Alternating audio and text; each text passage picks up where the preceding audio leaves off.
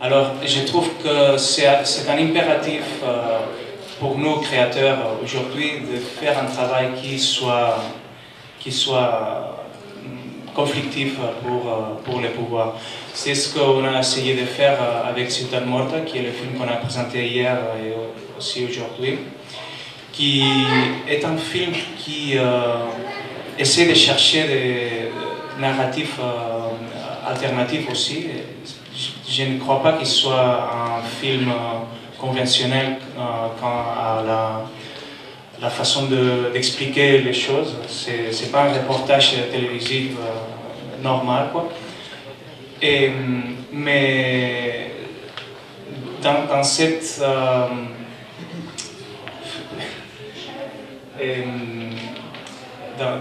dans cette école de documentaire de création que c'est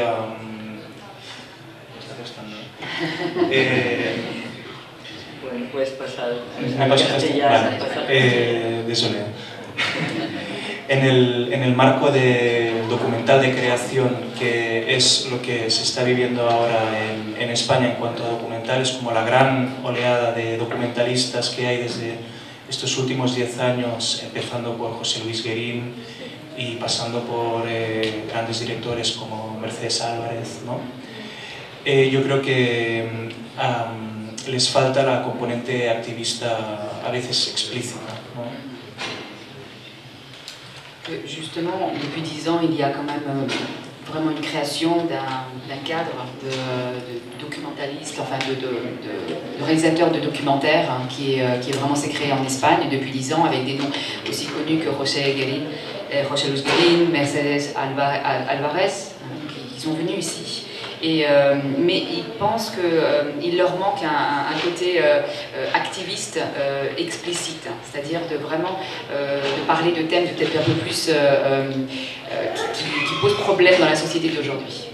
O sea, yo no soy nadie para decirles a otros documentalistas de qué tienen que hablar, pero si bien yo me considero parte de esta escuela de documental de creación, sí que me apetece hablar de las cosas que me molestan a mí y a la gente que me rodea. Es por eso que yo y la gente con la que trabajo tomamos la decisión de hacer un trabajo de documental de creación, pero explícitamente activista.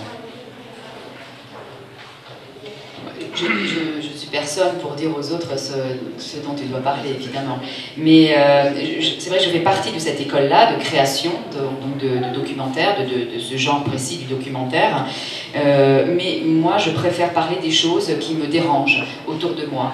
Et donc, avec mes amis, on a décidé de faire un travail de documentaire créatif, certes, mais également activiste.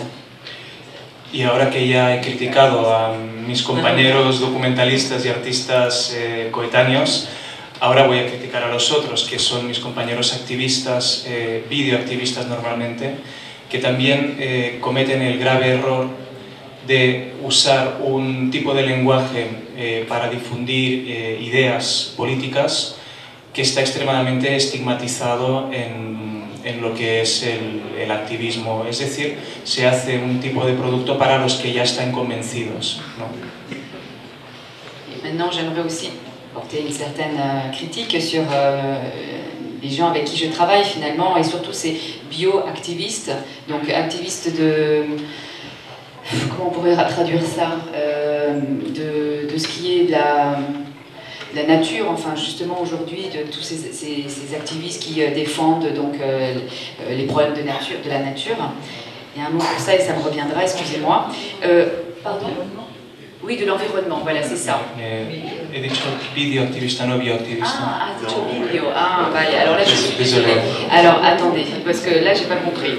Non, c'est des activistes qui utilisent le moyen de la vidéo justement pour parler de ce qu'ils pensent être problématique et le problème de leur langage surtout pour exprimer leurs idées politiques qui pour moi n'est pas correct parce qu'en fait il ne fait que convaincre des gens qui sont déjà convaincus de ce problème-là.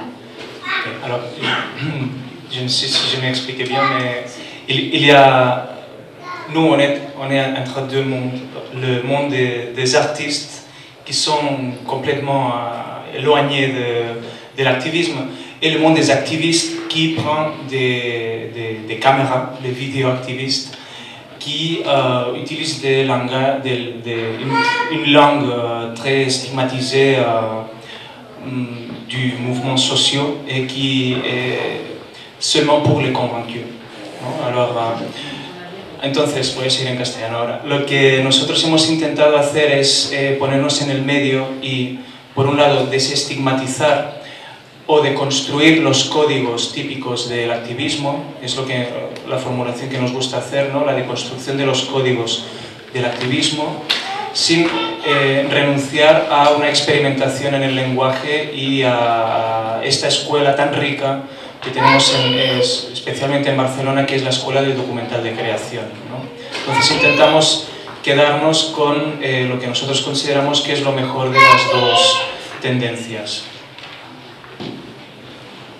Donc nous justement on essaie de prendre une position plus intermédiaire entre ces deux mondes-là, c'est-à-dire d'essayer de déconstruire finalement ces codes des activistes et de prendre de l'école justement de documentaire dont on fait partie à Barcelone, cette spécificité du langage documentaire, et donc de prendre les deux meilleures choses des deux côtés pour pouvoir nous exprimer. Voy terminando porque si no, el resultado de eso es que nosotros podemos presentar una película de denuncia como Ciutat Morta con un mensaje políticamente muy radical, o sea, en el que se acusa directamente a la policía, al sistema judicial, al sistema político y a los medios de comunicación de irregularidades muy graves, es decir, es una obra de denuncia extremadamente radical, pero aún así es una obra que puede pasar por los festivales de cine más importantes del Estado español y algunos del extranjero, siendo valorada su calidad artística y no siendo valorada por su mensaje radical, porque si se hubiera valorado por el mensaje político, probablemente no hubiera llegado a muchos ámbitos a los que ha conseguido llegar.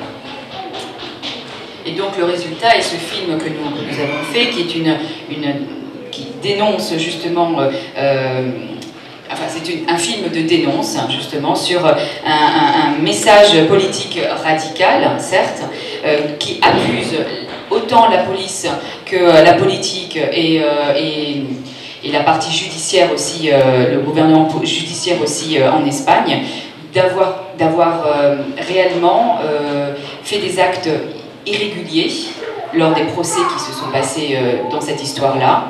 Et justement, grâce à cette façon de voir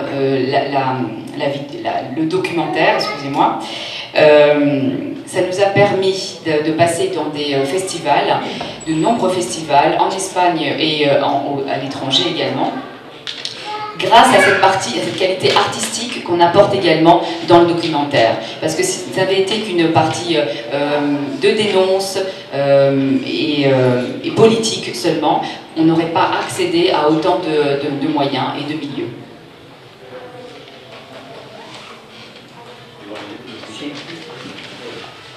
Bueno, yo creo, sobre todo, coincido con Xavi en muchas de las cosas que dice, pero creo que hay dos elementos que son determinantes para la dificultad del documental, que es la falta de calidad democrática en España, tanto instituciones públicas y privadas, en general en la sociedad, y el poco reconocimiento a la cultura que tenemos en nuestro país.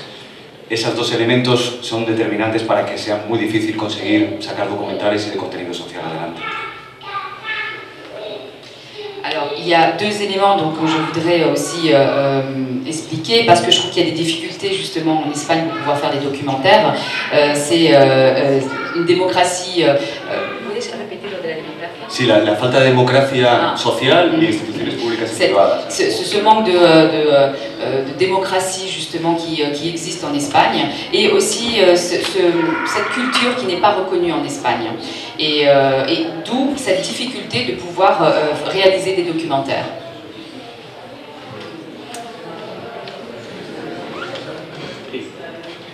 Juste avant de passer la parole, hago la pregunta en francés y te traduciré. Vous définissez tous les deux, je crois, comme des réalisateurs militant quelque part. C'est-à-dire, on peut considérer aussi le documentaire comme parfois une analyse de faits de société, mais d'une façon objective. Or vous êtes, je crois, militant, c'est-à-dire on sent une empathie aussi bien sur ce cas de corruption en Catalogne que la grève donc aux Asturies, on sent une empathie avec les manifestants. Est-ce que pour vous il y a une frontière entre le réalisateur qui est banalisé avec des critères objectifs, ou alors pour vous ça ne peut être qu'un acte militant de filmer ces faits sociaux, ces mouvements sociaux?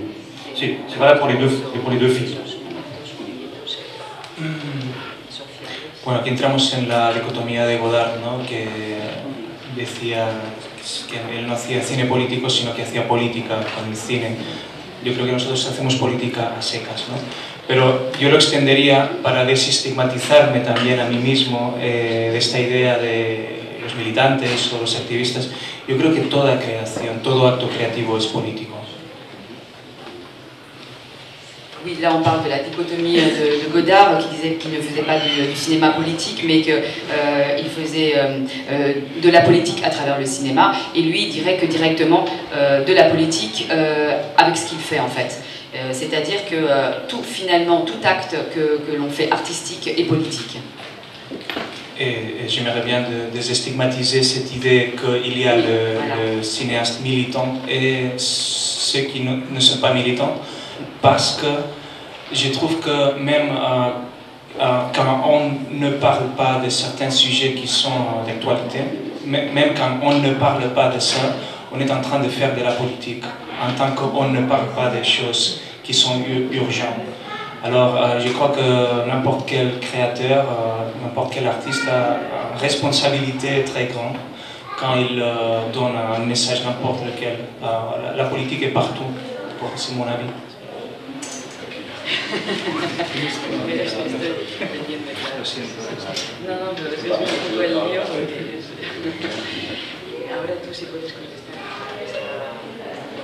Pues yo coincido con Xavi en el tema también otra vez de la militancia. Lo que pasa es que, en mi caso, por ejemplo, además hay una particularidad, porque yo estaba trabajando en televisión, en noticias, ¿no? Haciendo información en televisión. Bon, je suis tout à fait d'accord avec cet avis sur le côté militant, mais de mon côté il y a une particularité parce que je travaillais à la télévision, au journal. Y era necesario buscar un nuevo formato que pudiera llegar a la gente, y al final yo pienso en la empatía y en la transmisión de emociones, no tanto en la militancia, por esto es lo del tema. Al final cualquiera que hace una película está buscando un punto de vista y un lugar que contarla, ¿no? Y a partir de ahí somos militantes, claro. Et donc c'est pour ça que pour moi j'avais besoin de trouver un format différent pour pouvoir arriver au cœur des gens. Et c'est vrai que j'utilise beaucoup l'empathie et l'émotion parce que c'est ce qui pour moi semble le plus important, mais de toute façon tout acte en effet artistique et de prendre la caméra est pour moi un acte militant, donc de quelques points de vue qu'on puisse le regarder. Al final, creo que nuestra mayor militancia es dedicar nuestra vida al romanticismo y hacer películas en las condiciones que las tenemos en España para poder sacarlas adelante. Yo creo que es nuestra mayor carga militante. Notre plus grande militance, enfin justement acte militant, c'est de vivre notre vie de manière romanesque, tout en faisant justement ces vidéos qui peut arriver donc au cœur des gens. Entonces quizás, puesto que llegamos un poco on arrive un peu au commencement de ce qu'est l'acte de création, et ce qu'est l'œuvre d'art ou le cinéma, c'est-à-dire les débuts de chacun des deux documentaires. Comment peut-on arriver à faire un documentaire aujourd'hui comme le vôtre?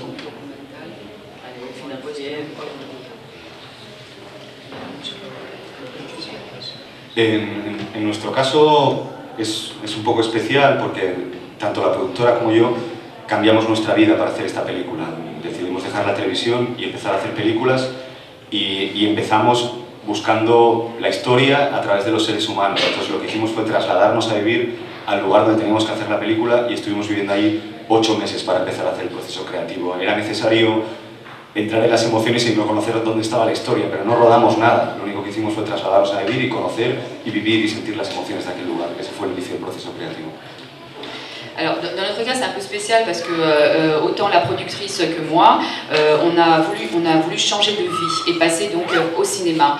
Et notre intérêt, c'était de raconter des histoires, mais surtout de parler des êtres humains. C'est ce qui nous intéresse le plus. Et c'est pour ça que nous avons décidé d'aller vivre là où se passait ce qui nous intéressait à raconter, donc c'est-à-dire en Asturie, 8 mois, mais sans tourner, c'est-à-dire simplement pour rencontrer les gens, les connaître et sentir leurs émotions, et les connaître plus à fond. Sobre todo porque es un tema que en España está repleto de aristas políticas, de prejuicios, de estereotipos en torno a los mineros, al movimiento obrero. Después de un proceso de reconversión industrial que lleva más de 30 años, ha habido muchas informaciones interesadas y una imagen muy estereotipada sobre ellos. Entonces, la única forma de afrontar una historia como esta era estar cerca y entenderla, amarla y luego poder contarla, sobre todo no juzgarla. Surtout parce que en fait, ce thème des miniers justement donc, en Espagne a souffert de beaucoup de préjugés en Espagne, autant politiques que même à travers les médias. Ils ont été présentés de manière quand même pas toujours très glorieuse, surtout à cause d'une reconversion justement industrielle qui dure depuis 50 ans et qui donc leur donne une image comme ça qui n'est pas très glorieuse. Et c'est pour ça qu'ils étaient très stéréotypés par autant les médias donc, que la politique, et ils ont décidé eux d'essayer de trouver une autre manière de les regarder, de les aimer, de les comprendre et surtout de ne pas les juger. Al final, yo entiendo el proceso creativo como la transmisión de las emociones que yo sentí durante esos 4 meses, perdón. Sí, muy rápido, pero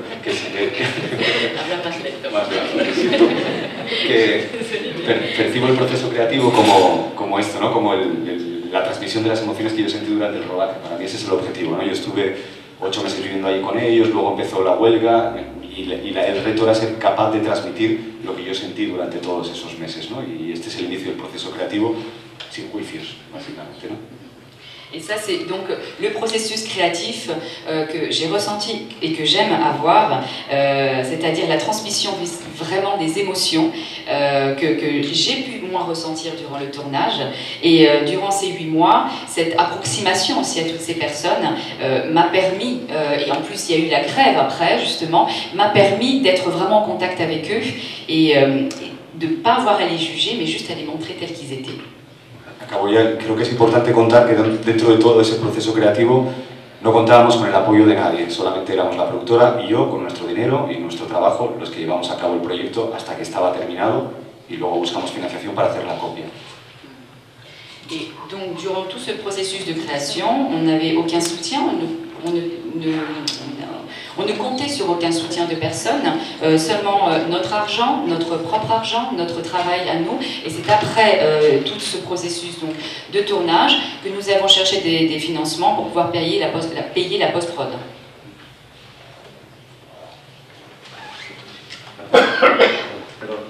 Une question complémentaire à ce que tu dis au niveau de la production, je suppose qu'avec les sujets que vous traitez, il doit être difficile de trouver des financements publics.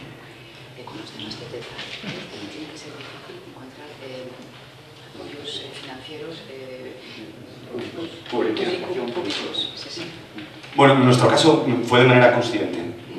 Decidimos que no queríamos el apoyo en principio porque era una película, por lo que hablaba al principio, la falta de valores democráticos en España. Acudir a una institución pública con una película de este estilo va a implicar un compromiso en la narración y nosotros no queríamos tolerar eso, no queríamos que pasara.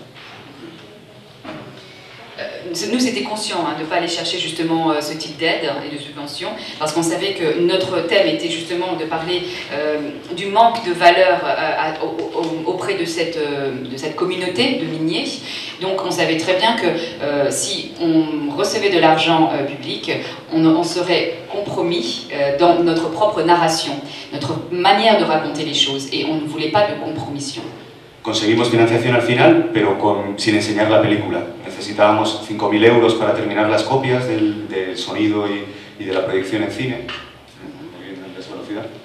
Y al final acudimos al gobierno de Asturias a pedirles el dinero para cerrar esa producción, pero con la condición de que no podían ver la copia, que la copia estaba terminada y que estaba seleccionada en 15 festivales internacionales. ellos decidían si la bandera de Asturias debía estar o no en la película con esa pequeña cantidad de dinero. Donc, en fait, ce qu'on a réussi, c'est à trouver de l'argent. Il nous manquait 5 000 € pour tout ce qui était post-production avec le son et tout ça. Et on a été voir le gouvernement asturien et on leur a dit, écoutez, on a besoin de cet argent-là, mais on ne vous montre pas le film. Mais sachez que le film est déjà sélectionné dans 15 festivals internationaux. Donc, à vous de voir si ça vous intéresse d'avoir votre drapeau sur ce film, qui vont être vus dans 15 pays différents. Ils ont accepté. Aceptaron porque es una anomalía. En Asturias una película con tantos festivales. En Cataluña seguramente hubiera ocurrido lo mismo. En Asturias no hay películas que vayan a festivales internacionales. Bien sûr, ils ont accepté. Ah, de ver la película. No les he preguntado. No. En fait, ils ont accepté parce qu'en effet, c'était la première fois que ça arrivait, qu'un film qui soit tourné en Asturie puisse être vu dans 15 pays différents, justement. Donc, ils ont accepté pour ça. Et ils demandaient donc s'ils avaient vu le film après, il ne leur a pas demandé. De todas formas, el gobierno de Asturias es como Andalucía, son los dos lugares donde sigue la socialdemocracia gobernando después de muchos años y el nacimiento de los sindicatos fue en Asturias en mucha parte, también los dos principales sindicatos. Era un tema complicado, pero claro, si estaba en 15 festivales internacionales, un asunto que hablar de la minería y del movimiento obrero en Asturias era un delito, no estar en la película, ¿no? Era una posibilidad que no podía rechazar, sí. Oui, c'était le gouvernement asturien comme celui d'Andalousie et sous la politique social-démocrate. Hein, c'est le gouvernement, c'est le parti politique qui est là-bas. Vous savez qu'en Espagne c'est des autonomies, donc là c'est différent. Et en plus, l'Asturie, c'est là où ils ont vu la naissance du syndicat. Donc c'était un terme trop puissant pour ne pas justement le faire voir dans le monde entier. Et c'est pour ça qu'ils se sentaient obligés d'accepter et de donner l'argent. Supongo que estarán satisfechos porque ha funcionado muy bien la película en los cines en Asturias, aguantó en los cines comerciales durante un mes con casi 4.000 espectadores y ha sido un acontecimiento. Entonces me imagino que estarán, a pesar del matiz político, estarán satisfechos de la inversión. Je pense qu'ils doivent être satisfaits parce que le film a très bien fonctionné en Asturie, notamment dans les cinémas commerciaux. Il a été présenté avec pratiquement 4000 spectateurs. Donc voilà, malgré le thème qui était peut-être un peu conflictif, ils doivent être contents. Et pour toi, Xavier, comment ça a été? Bueno, respecto a la producción de Ciutat Morta, lo primero que hay que entender es que Ciutat Morta es una película que nace de la rabia. Donc, pour ce qui est de la production de Ciutat Morta, c'est qu'il faut comprendre qu'elle est née d'une rage intérieure. Y cuando digo eso me refiero a que en este proceso no había un nosotros y un ellos, sino que era un proyecto que salía de un nosotros consolidado mucho antes de saber que íbamos a hacer esta película, porque todo el grupo de gente involucrada en Ciutat Morta nos conocimos en Plaza Cataluña, cuando fue ocupada durante el movimiento del 15M en Barcelona. Et en fait, ce processus vient aussi d'une rencontre qui s'est faite entre nous, justement, à la place de Catalunya, au moment qui était occupée au moment du 15M à Barcelone. Donc c'est là où ils se sont rencontrés. Je crois qu'en France, vous disiez le mouvement des indignados, non? C'est ça, oui, c'est vrai, exactement, merci. Parce qu'on n'utilise pas indignado, non? Oui, c'était le mouvement des indignés, voilà. Qui était, mais c'était à Barcelone, hein, c'est ça, hein, Plaza Catalunya. C'était dans toute l'Espagne, mais... Oui, voilà, c'est ça, il y a eu beaucoup à Madrid, à Puerta del Sol, bon, j'ai plus connu ce moment-là, mais à Barcelone aussi, et c'est à ce moment-là qu'ils se sont rencontrés, donc au moment des mouvements des indignés.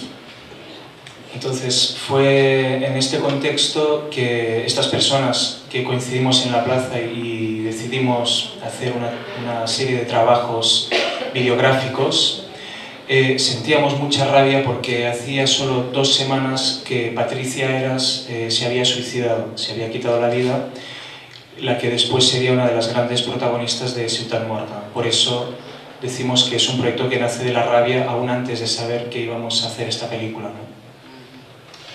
Et donc c'est dans ce contexte-là que nous nous sommes rencontrés et nous avons décidé de faire une série de travaux de vidéos justement pour parler un petit peu de tout ce qui se passait. Et on s'est rendu compte qu'en nous, on avait cette rage, surtout parce que depuis 2 semaines auparavant, Patricia Heras s'était suicidée. Et Patricia Heras est devenue ensuite une des protagonistes du film de Ciutat Morta qu'il a fait. Donc. Et donc avant même de se connaître, ils avaient déjà ce point commun de cette rage contre ce qui s'était passé à ce moment-là pour elle. Entonces, por eso decimos que es una película que sale de un nosotros, porque no somos un grupo ajeno que va a investigar sobre un tema y luego saca unas conclusiones, sino que estábamos ya dentro de esta rabia colectiva. Y yo creo que esto es lo que nos permitió poder hacer esta película sin ningún tipo de financiación oficial. Donc c'est pour ça que je dis bien que ce film sort de nous-mêmes et pas, donc ce n'est pas un groupe étranger à cette histoire-là qui décide de faire des recherches et ensuite d'en faire un film.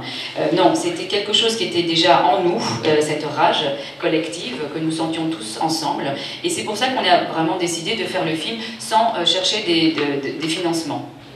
Non, en fait, on a cherché le financement, mais on l'a pas reçu. Alors, on a eu la force pour le pouvoir faire sans le soutien au public. D'accord, d'accord.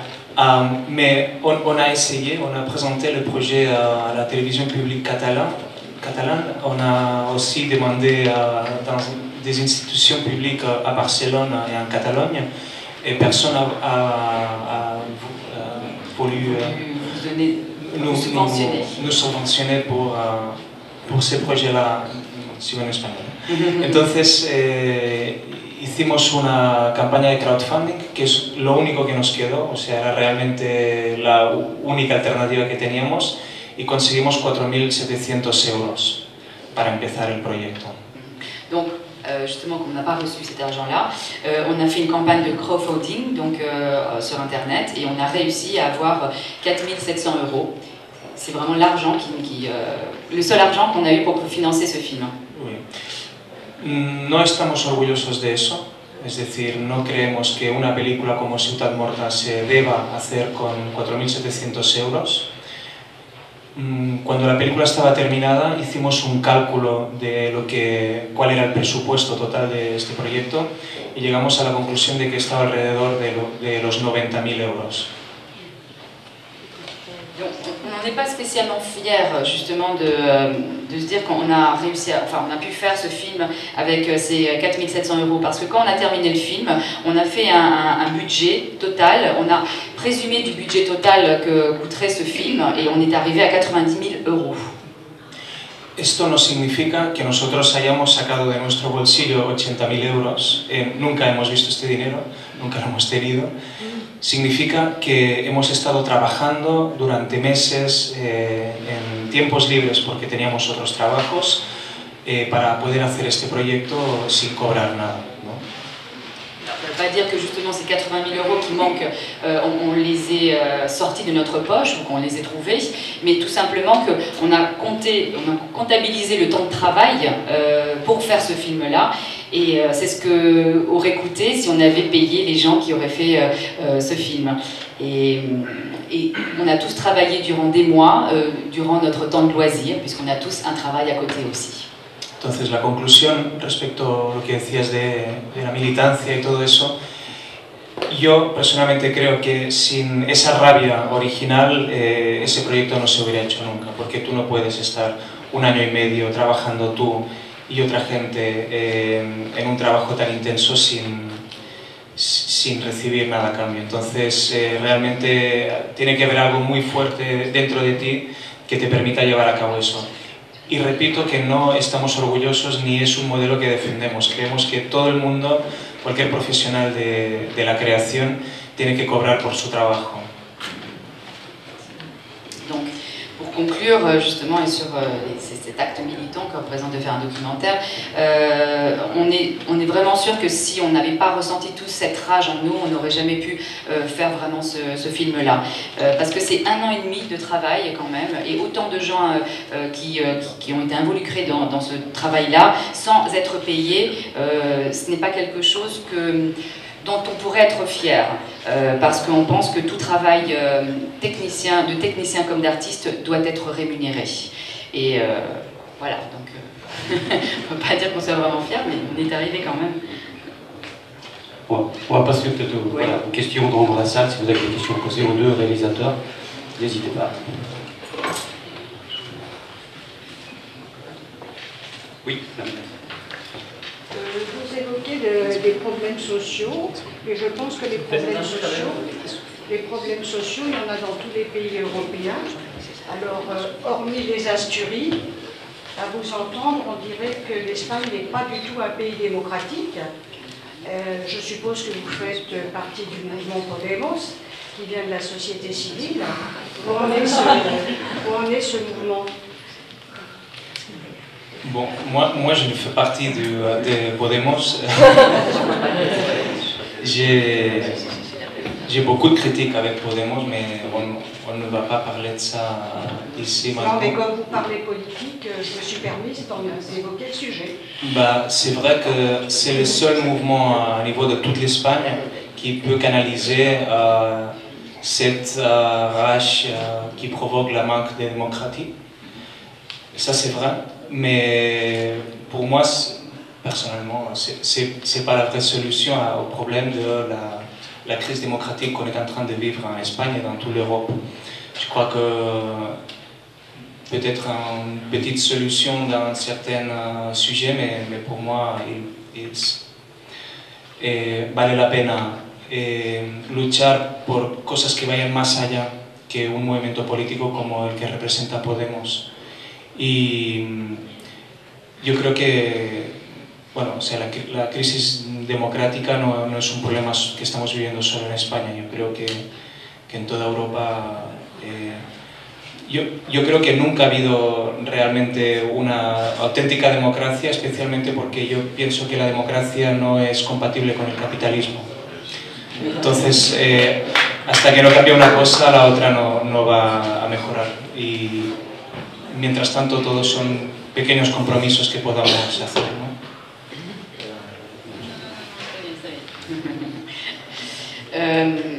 Je pense que on peut aller plus loin encore que ce que propose justement ce parti politique de Podemos. Et il y a des choses avec lesquelles je ne suis pas spécialement d'accord. Mais je pense que la crise démocratique qu'on est en train de vivre en Espagne, elle n'est pas juste en Espagne, on est en train de la vivre un peu partout, aussi en Europe notamment. Et je pense que le problème vient du fait que la démocratie n'est pas compatible avec le capitalisme. Et tant qu'on ne changera pas l'une ne pourra pas vraiment exister. C'est un peu le problème, justement.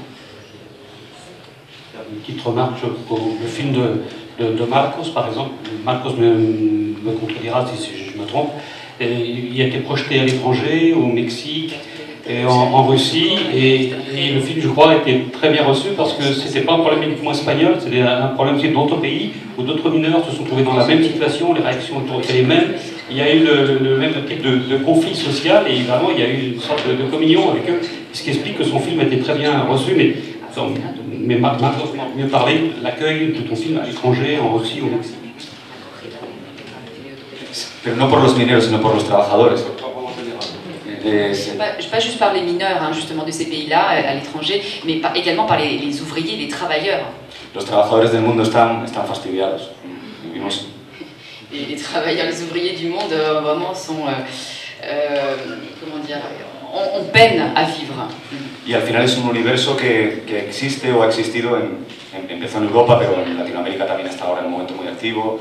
El movimiento obrero ha sido necesario para la construcción del estado de bienestar y el esteticismo político, el esteticismo sindical, la falta de derechos, la precariedad del trabajo, son elementos universales también, no solamente de España, existen en todo el mundo y de ahí yo creo que la empatía de miles de espectadores que han visto la película en muchos festivales. Sí.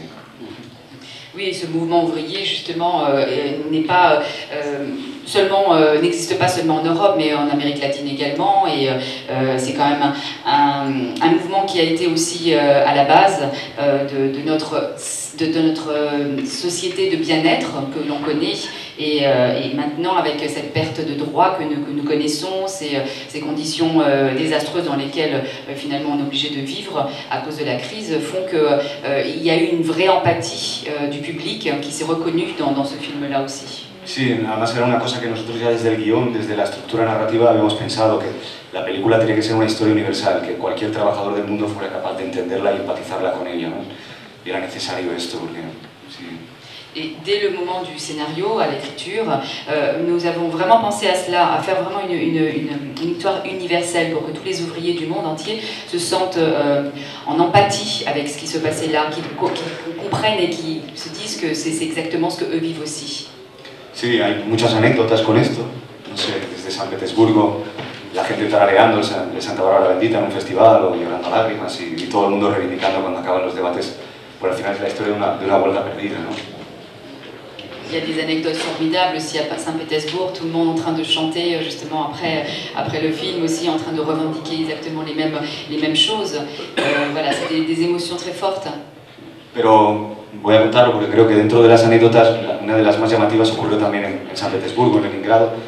No sabían lo que era el movimiento obrero, la gente que fue a ver la película. No decían que la palabra no existía en ruso. Et justement, cette anecdote-là de Saint-Pétersbourg, à Leningrad, les gens ne savaient pas ce que c'était le mouvement ouvrier. Ce mot-là, en fait, cette formule n'existait pas. La mayoría era público joven, era un festival de cine joven y menores de 30 años, pero esto nos delata la necesidad de contar una historia como esta. Sí. C'était en effet un public jeune, tout de même moins de 30 ans, mais ça prouve combien il faut parler de cela, parce que les jeunes, en fait, apparemment, n'étaient même pas au courant que ça devait exister. En Leningrado, es increíble. À Leningrad en plus. Et dans le cas du documentaire Ciudad Morta, quand tu l'as montré à l'étranger, ce qu'il y a eu, parce que c'est aussi un cas de collusion entre les médias et la justice, et je pense que ça ne concerne pas uniquement la Catalogne et l'Espagne, mais ça va bien au-delà. Est-ce que tu as eu d'autres expériences?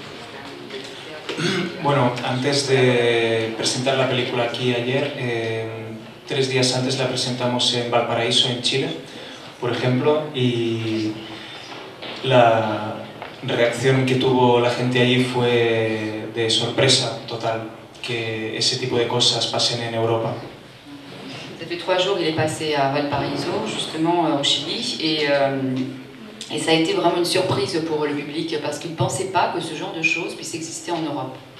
De hecho, una mujer me vino después de la proyección y me dijo que después de ver mi película se sentía más segura en Chile, sabiendo que esas cosas pasan en España, ¿no?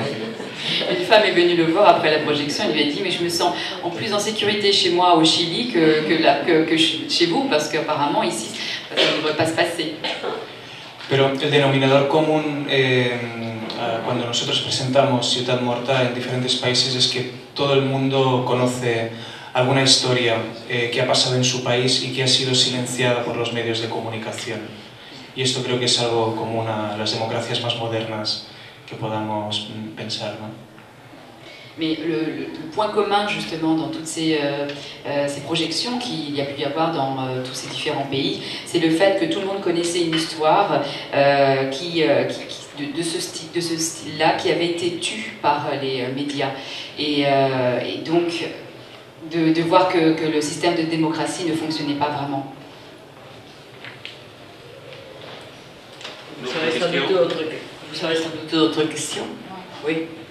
Il y a le micro.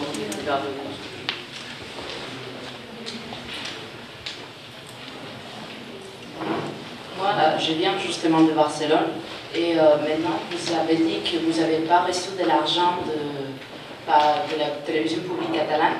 Et ça m'a étonné parce qu'en fait, moi j'ai vu votre documentaire dans la télévision publique catalane. Donc je voudrais savoir s'ils se sont intéressés après de le voir ou comment ça s'est passé.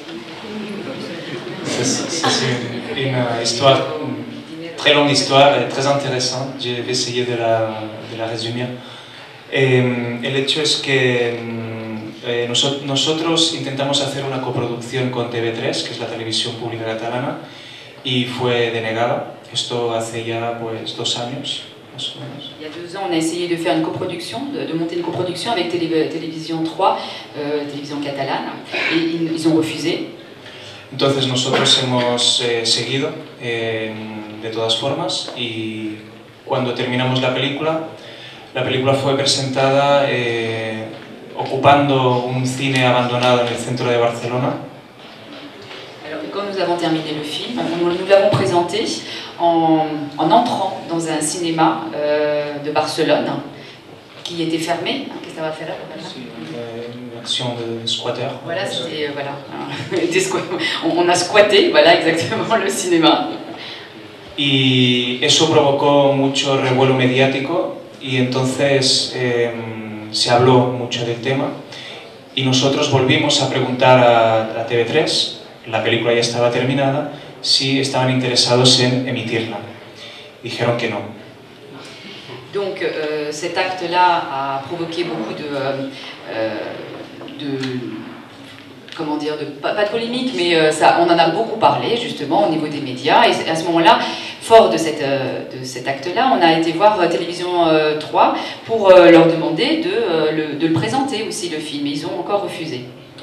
Entonces pasaron algunos meses y la película empezó a presentarse en algunos festivales de cine, hasta que llegó al Festival de Málaga, que es entiendo que es el segundo más importante del Estado español, y ganó el primer premio de documental en el Festival de Málaga. Oui. Et donc, après quelques mois, le film est passé, le documentaire est passé dans plusieurs festivals de cinéma, et notamment Malaga, qui est le 2e festival plus important en Espagne. Il a gagné le premier prix du documentaire. Entonces fuimos a ver TV3 una vez más y les dijimos: ¿os interesa emitir Ciutat Morta? Si queréis, os la dejamos gratis, no queremos dinero, pero ¿la queréis emitir? Y dijeron que no. Retournez voir Télévision 3 catalane, on leur a proposé même de projeter le film gratuitement, et ils ont encore refusé. Entonces, bueno, estuvo en más festivales, ganó el premio del público de Alcances, ganó los 3 premios del Festival PNR de Madrid, todos los premios del Festival PNR, ganó muchos premios, estuvo en muchos festivales, y ya desvinculado de nosotros, porque nosotros ya tiramos la toalla, la gente, el público, empezó a hacer una campaña por redes sociales que decía que la televisión pública catalana estaba censurando Ciutat Morta. Et donc le film a continué à faire des festivals, a gagné beaucoup de prix, notamment du public, et notamment aussi à Madrid, où il y a un festival important de documentaires. Et après, nous, on n'a plus essayé de relancer Télévision 3, mais il y a eu un mouvement social sur Internet, de réseau, qui a vraiment commencé à dénoncer le fait que Télévision 3 catalane censurait ce film-là, ne voulait pas le passer. Entonces pasó algo muy extraño, que es que en medio de esta campaña, en la que mucha gente estaba usando Twitter y Facebook para acusar a TV3 de estar censurando, de repente apareció un tuit misterioso lanzado desde TV3, desde la televisión pública catalana, que decía: vamos a emitir Ciutat Morta a finales de 2014. Et donc, au milieu de cette campagne, cette révolution de réseau internet, donc sur Twitter et Facebook, un tweet est apparu sur Twitter, mystérieux, qui venait apparemment de Télévision 3, qui disait qu'ils allaient diffuser le film à la fin de 2014. Voy a intentar en francés. Alors, tout le monde a célébré cette décision de la télévision publique catalane, et tout le monde était très content. Et ils ont fini de dire que TV3 a censuré ces films-là, mais nous, on n'a pas reçu de nouvelles. On a essayé de nous mettre en contact avec eux, il n'y avait pas de réponse, personne ne savait pourquoi il avait dit ça, parce que personne dans la maison ne savait rien sur cette émission à la fin de 2014. C'était vraiment un mystère. Et finalement, on a réussi à parler avec un responsable qui nous a dit: Oui, c'est vrai, on va montrer le film à la fin de 2014. Alors, on a passé 2 mois en parlant avec lui, et il nous disait non, il faut avoir de la patience parce qu'on va vous dire exactement quelle date, mais la date n'arrivait jamais, et on était déjà en novembre de 2014 et on ne savait rien, et d'un coup ils nous ont dit bon, il y a eu des problèmes, nous sommes désolés, mais on va montrer ça peut-être en 2015, peut-être l'été de 2015. Alors là, on était très fâchés parce qu'on s'est rendu compte qu'il jouait avec nous, il n'avait pas l'intention de montrer ce film-là. Et il nous disait ça pour arrêter la campagne contre la télévision publique. Alors, il y a eu un parlementaire, un député, un député parlementaire du gouvernement catalan qui est de gauche, qui a demandé à la direction de TV3, de cette chaîne-là, en una sesión de control parlamentaria de la televisión pública, ¿cómo se llama eso? Dans une séance de contrôle justement de la télévision publique, voilà. Comme tu l'appelles ça Alors, ici. Lui, il a demandé pourquoi la télévision publique tardaba tanto a tellement de temps à diffuser ce documentaire. Et la réponse du directeur, c'était qu'il n'avait pas l'intention de diffuser ce film-là. Alors c'était tout un mensonge, ça c'était un scandale, parce qu'on avait des mails qui montraient qu'on avait eu des négociations pendant 2 mois avec eux.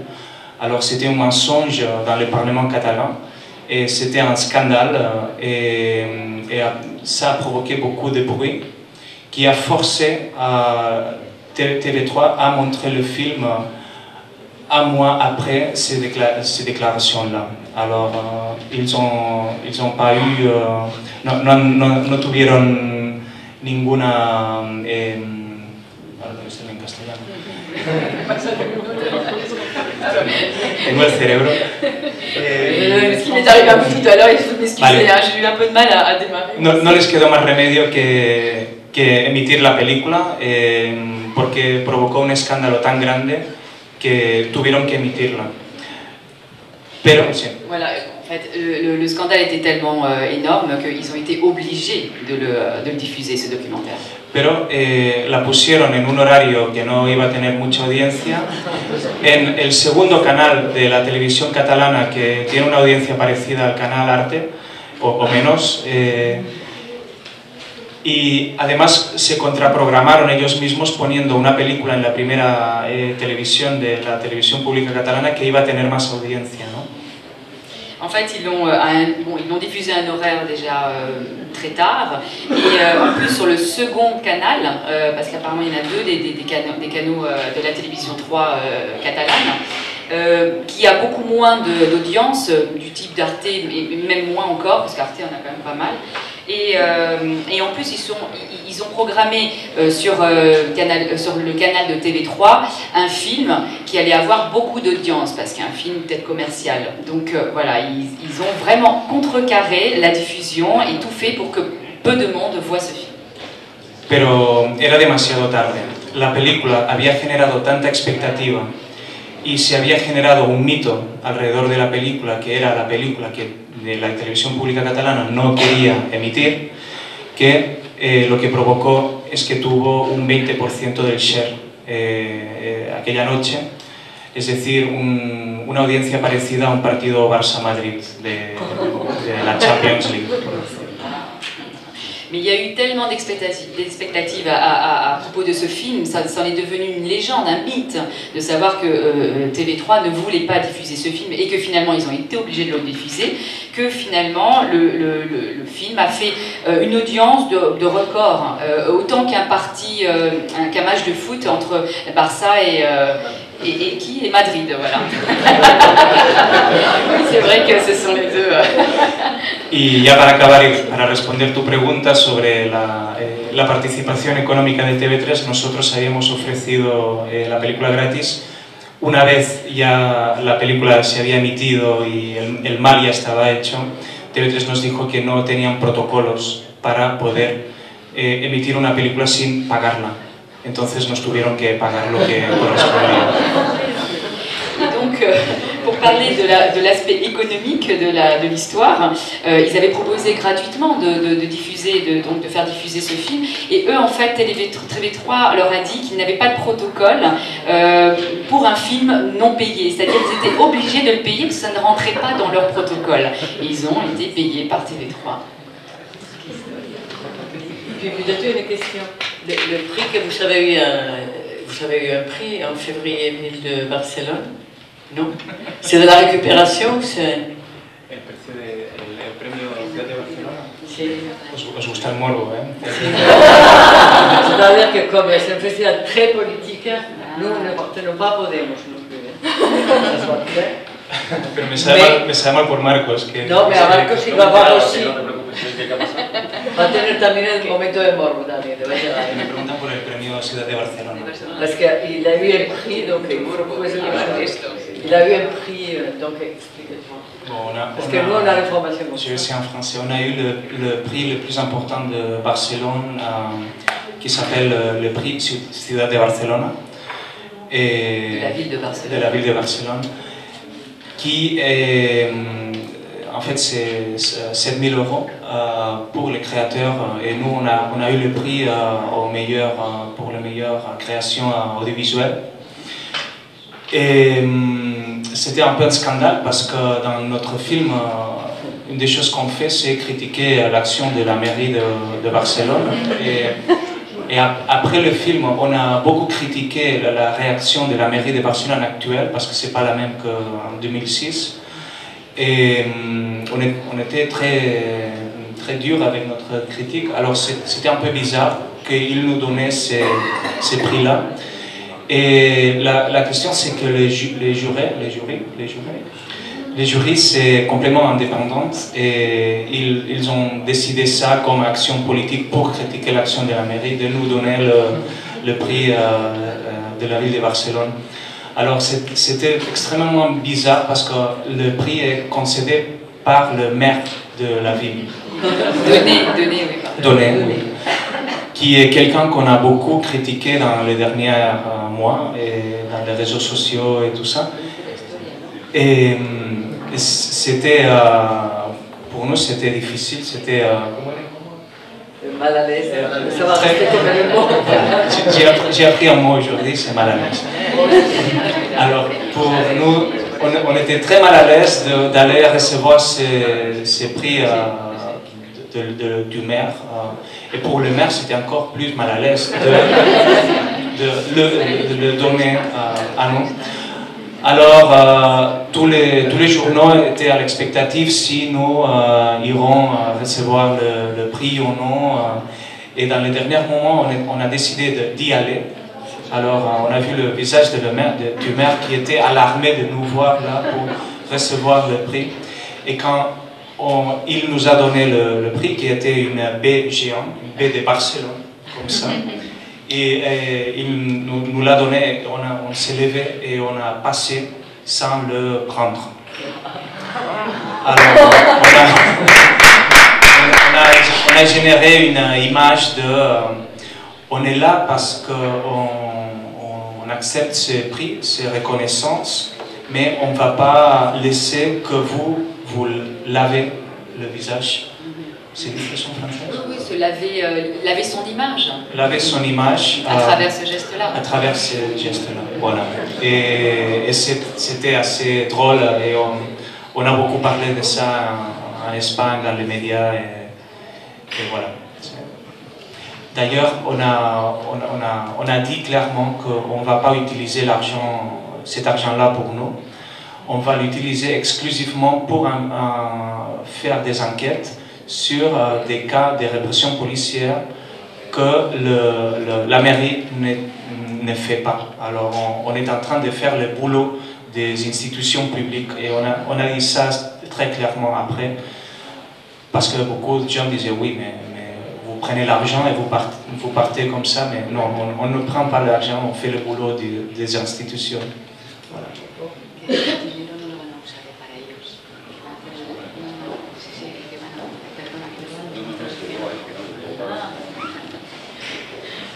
Alors, est-ce qu'il y a d'autres questions dans la salle?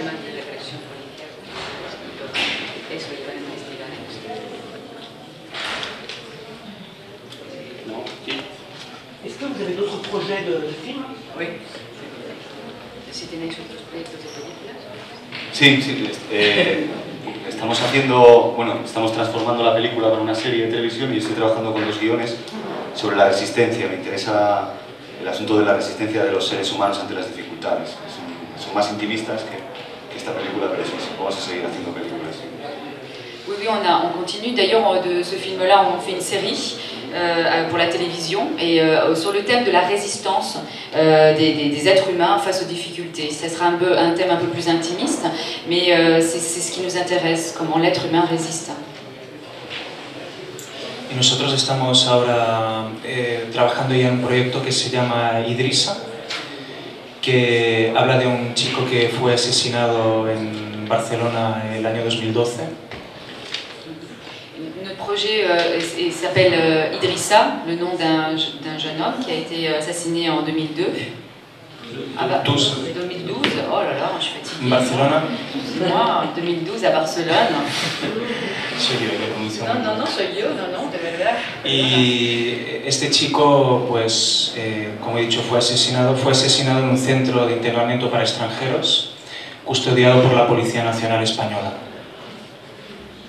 Il a été assassiné dans un centre de détention pour immigrés et tout ça dans un cadre avec des policiers qui étaient là pour les surveiller.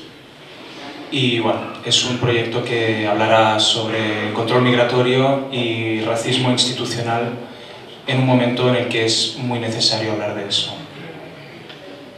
Donc, c'est le thème du contrôle de l'immigration qui nous intéresse, mais également du racisme ambiental dans les institutions, en fait. Et c'est ces 2 thèmes-là qu'on veut traiter de manière particulière. C'est extrêmement important de parler de ça aujourd'hui, je crois.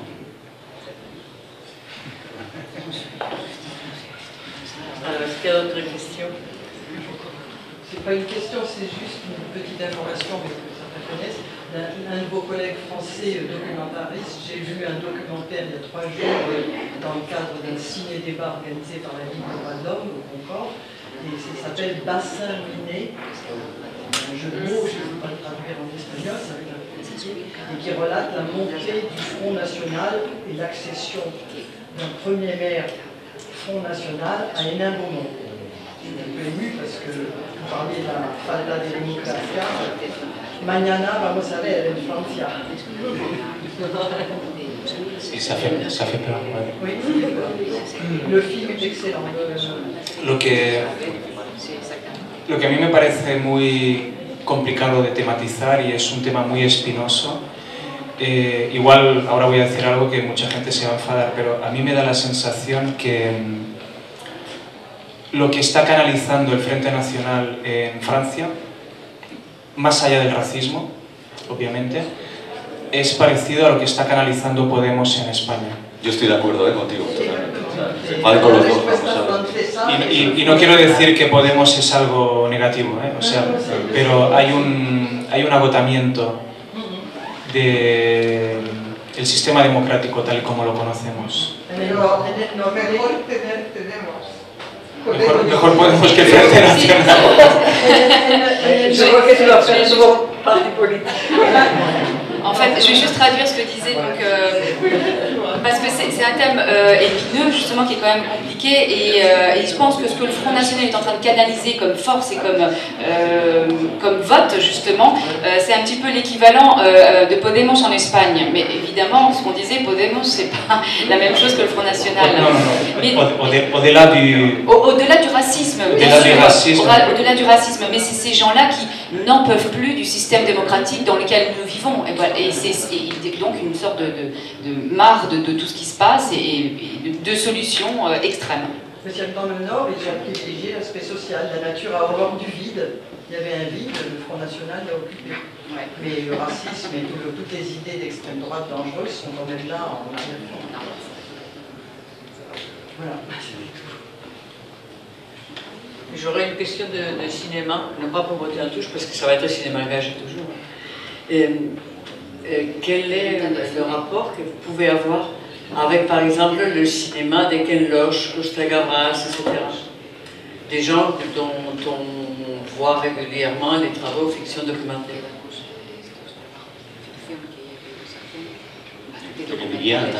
Médian, bien sûr.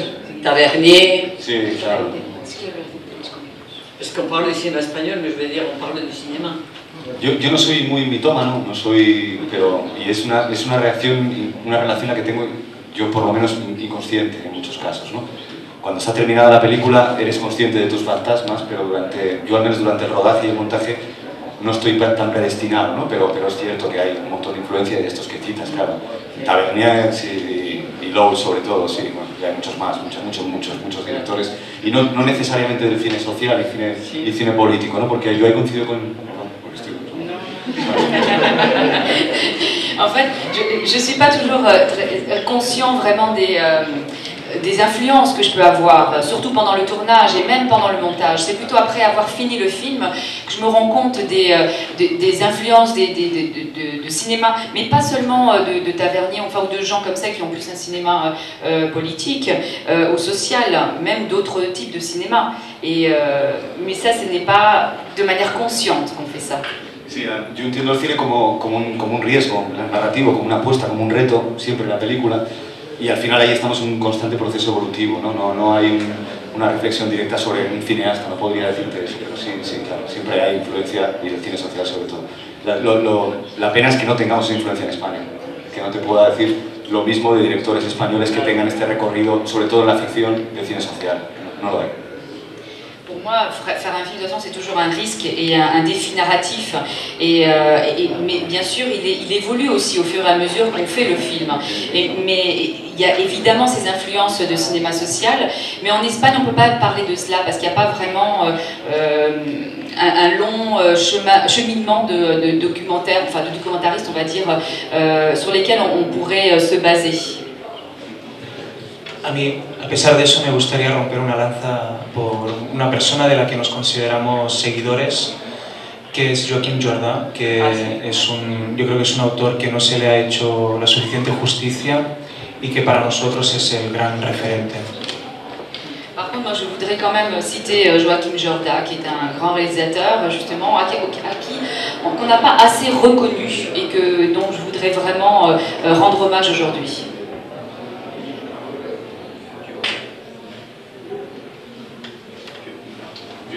Peut-être pour finir sur votre question après, mais j'étais surpris par le titre, je parle du film de Marcos, le titre de ton film, Le dernier mouvement ouvrier. C'est une vision quand même très, très pessimiste, en train de filmer une lutte, mais en même temps, l'impression que c'est déjà une défaite annoncée. Sí, bueno, al final los títulos son estas cosas, ¿no? Yo creo en el debate, en la percepción del debate. Oui, les titres, c'est ce que c'est finalement. On est dans cette proposition de débat. Y creo que no es que sea conclusivo ni derrotista, sino que es real. El último movimiento obrero, porque el movimiento obrero prácticamente no existe porque no existe apenas industria en Europa. Y sin industria no tenemos movimiento obrero. Et finalement, ce n'est pas très faux de dire que c'est le dernier mouvement ouvrier, parce qu'en fait, l'industrie disparaît complètement en Europe, et sans industrie, il n'y a pas d'ouvriers, donc il n'y a pas de lutte. Pero yo creo en el movimiento de los trabajadores y creo que va a seguir. Es necesario y obligado que sigamos organizándonos y juntos y con otras formas. Vivimos un proceso de reinvención. En Francia no lo sé, pero en España está todo en el aire en este momento. La política, el periodismo, la justicia, el cine, todo. Y en este momento creo que debemos formar parte del debate también. Espero que sigo. Sí, hasta ahí. Non, en fait, c'est que en Espagne, il pense quand même que la lutte ouvrière, enfin en tout cas des travailleurs, va continuer. Mais en fait en Espagne elle est en train de, par exemple, en France c'est pas vraiment, elle est en train de se réinventer. Mais parce que tout est un petit peu en l'air en Espagne. Autant le journalisme que la politique, que la justice, tout est remis en cause en fait, en quelque part. Comme le cinéma aussi. Sí, tenemos instituciones del siglo XIX en el siglo XXI y no funcionan las cosas bien. Voilà, on a des institutions du 19e siècle dans un monde du 21e, donc ça ne peut pas fonctionner. Perdona, tenemos instituciones del siglo X, como la monarquía, por ejemplo. En fait, on a des institutions du 10e siècle, du type monarchique, ça c'est comme ça, hein, oui, monarchique, royaliste. Alors, est-ce qu'il y a d'autres questions? Oui, j'aurais pu demander à propos de ce Martin. Merci. Quelle a été votre démarche et votre recherche pour faire de ce film non seulement un documentaire, mais aussi un travail artistique? Vous avez insisté sur le fait tout à l'heure que si ça n'avait été qu'un documentaire, pas un travail artistique, ça se serait peut-être moins bien passé au niveau des spectateurs. Qu'est-ce qui vous a motivé dans votre recherche pour trouver un langage artistique spécifique? Bueno, la primera motivación era que sabíamos que contar esta historia corríamos el riesgo de que no fuera escuchada por el gran público. Este era el primer riesgo, ¿no? Notre motivation pour raconter cette histoire, c'était qu'il y avait un risque dès le départ. On savait que cette histoire ne pourrait ne pas être écoutée, entendue par la grande majorité des gens. Porque los protagonistas de esta historia, que son gente de movimientos sociales, del movimiento Ocupa de Barcelona, era una crítica a la policía, pues todo tenía los elementos para ser una historia que pudiera ser estigmatizada muy fácilmente. Parce qu'en fait, l'actrice principale, c'est pas l'actrice, mais le personnage principal de ce documentaire faisait partie d'un mouvement social marginal en quelque sorte, c'est squatteurs aussi. Donc en plus il y avait une critique envers la police, donc on savait que tous ces éléments-là n'allaient pas faciliter le passage justement à la majorité du public, parce que ce sont des gens qui sont stigmatisés et qui donc, c'est difficile de les voir d'une autre manière. Entonces nosotros teníamos que buscar formas creativas, recurriendo a la riqueza de la experimentación artística, para poder salir de este gueto comunicativo. Donc il nous fallait trouver une forme créatrice pour sortir justement, et donc artistique, pour sortir de ce ghetto, pour pouvoir arriver à se faire entendre par ce public-là. Entonces, por eso he empezado mi intervención enmarcándome dentro de esta escuela del documental de creación, que ha desarrollado mucha riqueza en cuanto a formas de narrar el documental, ¿no? Et c'est pour ça que je me suis vraiment, appuyée sur ce que j'avais pu apprendre dans justement ce cadre de l'école de création documentaire, pour pouvoir trouver la richesse dans la forme, la façon de raconter cette histoire. Y voy a poner un ejemplo, por ejemplo, de los que habéis visto la película, pues sabréis que hay una parte en la que la descripción de la tortura por parte de la gente que la sufrió es bastante explícita. Et je vais donner un exemple. Vous savez, pour ceux qui ont vu le film, que la description des tortures qu'ils ont subies et qui sont racontées par ceux qui l'ont subi. C'est assez explicite. Ah, et très explicite, voilà, c'est vrai. Pero nosotros recurrimos a un enfoque distinto que hiciera al espectador empatizar más con estas torturas sufridas.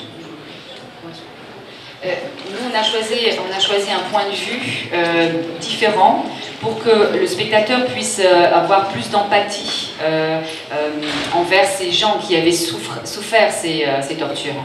Es por eso que en un momento en el que Rodrigo, que es uno de los que fueron torturados, cuenta cómo fue torturado durante un minuto, ¿no?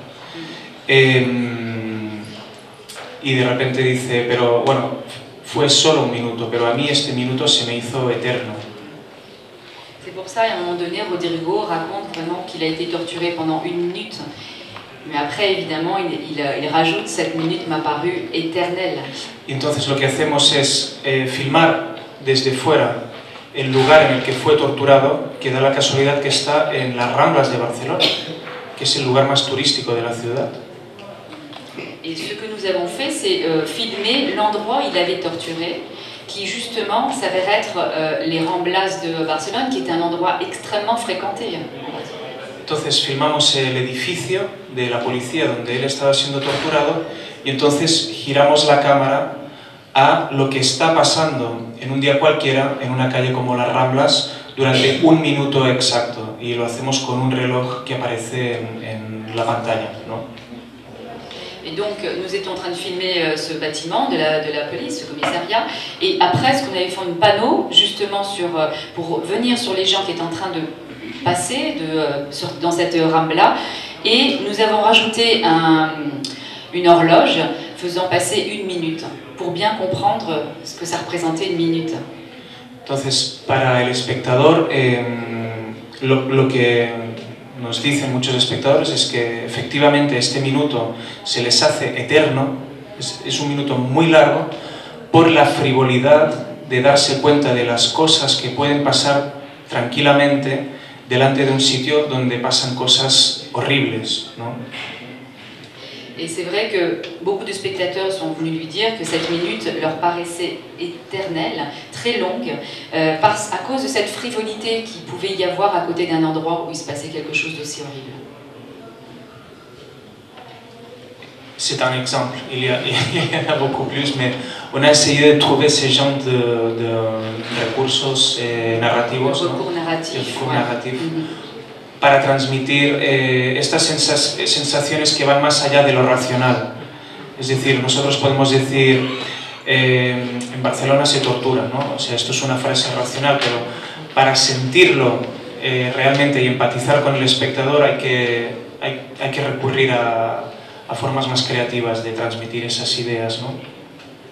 C'est ce qu'on a essayé de faire, parce que d'aller plus loin que quelque chose de rationnel. Parce que de dire qu'on torture à Barcelone, certes, ça peut être impactant, mais de le sentir vraiment, c'est autre chose, d'avoir une vraie empathie avec ces moments-là. Et c'est pour ça que ces recours créatifs sont nécessaires pour que le spectateur puisse vraiment le sentir dans sa chair. Pas d'autres questions? Non. C'est bon. On va remercier Javier, Marcos d'être venu, d'avoir répondu à toutes ces questions. Et puis remercier à vous aussi d'être présents aujourd'hui. Merci, et à bientôt.